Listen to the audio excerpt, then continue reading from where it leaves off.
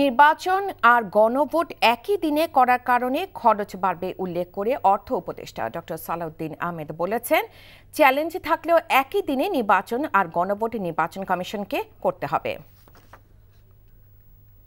নির্বাচনের জন্য গণভোটের জন্য যে প্রয়োজনীয় যে ব্যয় বাড়বে, ওখানেও তো আপনার লোকবল লাগবে, তাই না? সিকিউরিটি, এটা আমরা বলেছি যে ওপেন। আমাদের বাজেটটা এখন আমরা রিভাইজ করছি, কিন্তু নির্বাচনের বাজেটটা আমরা এখন ওই অন্য মন্ত্রণালয়ের বাজেটটা লাস্ট ডেট দিয়েছি যে এত তারিখের মতো আপনারা বলে দেন, কারণ ডিসেম্বরে আমরা বাজেটটা রিভাইজ করব, জানুয়ারিতে আমরা রেডি করে রাখবো পরবর্তী যে সরকার আছে তাদের জন্য। নির্বাচনের বাজেটটা সবগুলো ওপেন আছে, তো নির্বাচনেরটা আমার মনে হয় শিডিউল ঘোষণাটার পরে বোধহয় ওরা আর নতুন করে কোনো খরচ হবে, কন্টিনজেন্সি খরচ থাকতে পারে, তাই না?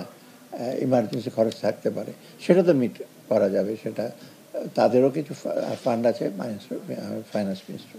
অর্থাৎ নির্বাচনের ব্যাপারে কোনো চিন্তা করার দরকার নাই।